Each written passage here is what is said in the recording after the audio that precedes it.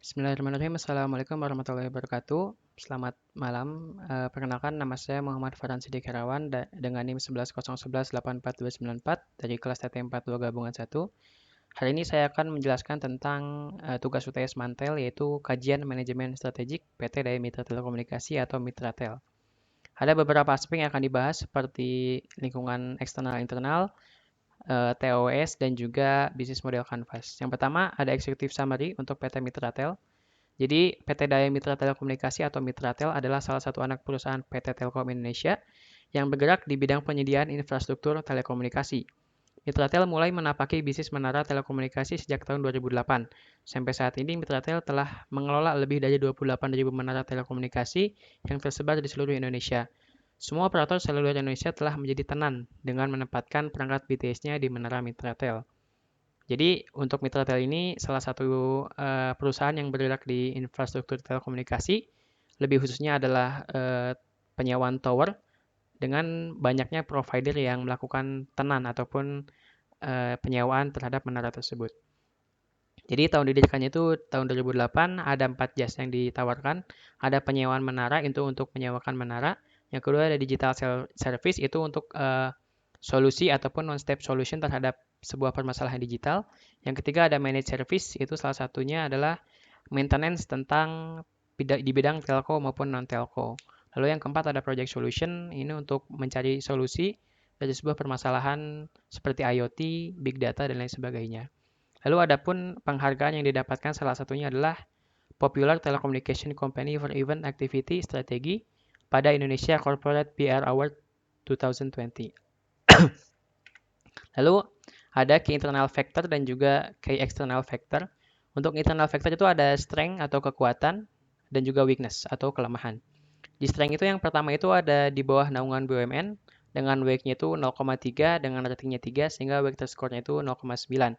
Yang kedua itu sudah dikenal oleh masyarakat karena berdiri sejak 2008 dengan weighted score 2. Lalu yang ketiga pengelolaan menara telekomunikasi yang sudah masif di wilayah Indonesia dengan sebanyak 18.000 tadi kalau tidak salah. 28.000, maaf. Dengan skor 2, lalu yang keempat dipercaya oleh banyak provider karena banyaknya yang tenan kepada menara mitra tersebut, sehingga skornya adalah 2. Sementara di weakness ataupun kelemahannya itu yang pertama itu saham yang belum IPO ataupun yang belum melantai di Bursa Efek Indonesia, sehingga skornya adalah 0,2. Yang kedua harga saham cukup mahal dengan nilai Rp800 per lembarnya.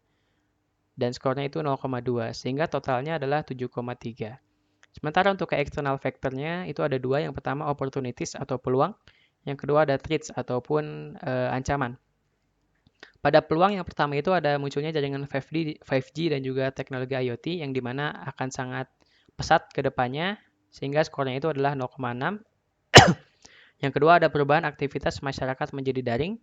Ini akan mempengaruhi karena akan banyak menggunakan kuota data dan lain sebagainya sehingga akan membutuhkan jasa dari provider seperti itu. Sehingga skornya adalah 2. Yang ketiga itu pemerataan ke seluruh wilayah Indonesia.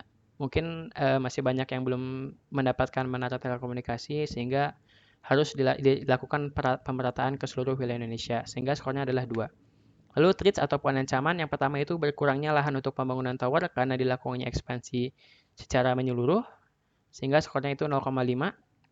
Yang kedua itu kesulitan pemerataan teknologi jaringan baik 4G ataupun 5G. Mungkin untuk kedepannya lebih ke arah Mitratel ini harus khawatir tentang bagaimana sulitnya untuk membangun tower baru karena sulitnya untuk jaringan 5G ini dikembangkan seperti itu. Sehingga skornya itu 0,2. Sehingga total pada key external factor itu adalah 3,3. Lalu ada pun TOS metrik ataupun selisih ataupun simpangan antara strategi-strategi internal dan juga eksternal.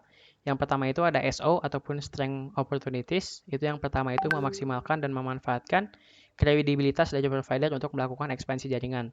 Jadi Mitratel tidak usah khawatir tentang tidak akan dapatnya customer karena sudah sudah kredibel gitu di mata provider. Lalu yang kedua, peningkatan value produk untuk branding di kalangan masyarakat yang saat ini mayoritas aktivitasnya dilakukan dengan cara daring. Lalu ada WO strategis ataupun weakness opportunities. Yang pertama itu pemerataan jaringan dengan cara menambah value perusahaan guna meyakinkan investor baru dari IPO.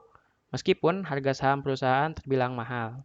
Jadi memang harus menambahkan value nilai jual dari Mitratel untuk meyakinkan investor baru sehingga meskipun harga sahamnya mahal, investor tersebut rela mengeluarkan dana yang cukup mahal untuk Mitratel. Lalu ada ST ataupun strength trade. Itu yang pertama itu bekerja sama dengan provider yang telah tenan ke tower Mitratel untuk bisa mempercepat pemerataan jaringan 5G.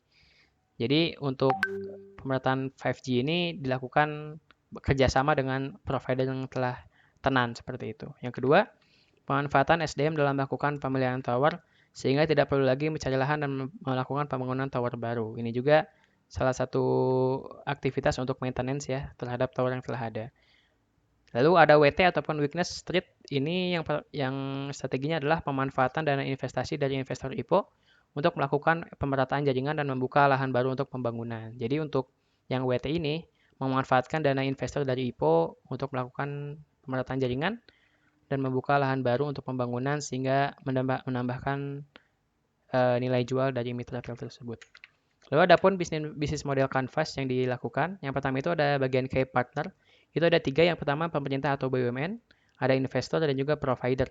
Sementara activity key-nya itu ada penyewaan menara, managed service, digital service, dan juga project solution.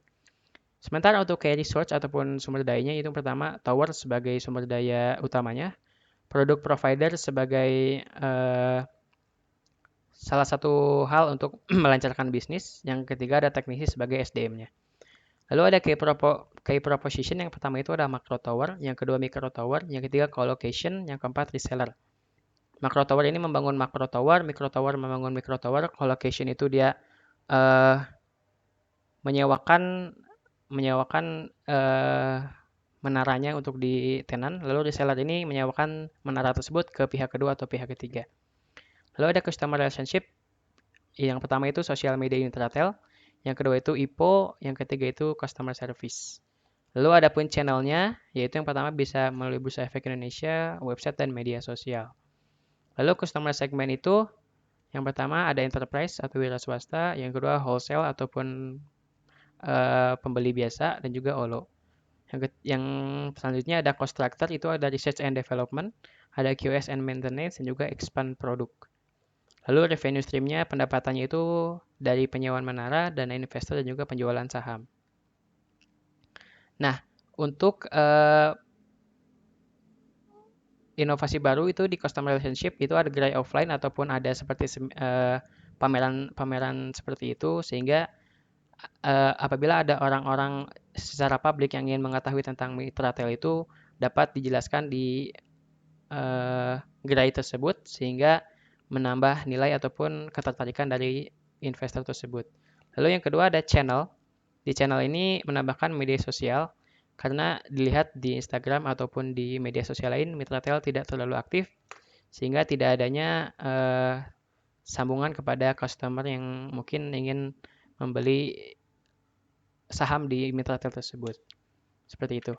Ini untuk referensinya kebanyakan dari website Mitratel langsung dan juga dari annual report di tahun 2020 dari Mitratel. Mungkin itu saja yang bisa saya sampaikan. Kurang lebihnya mohon dimaafkan. Wassalamualaikum warahmatullahi wabarakatuh.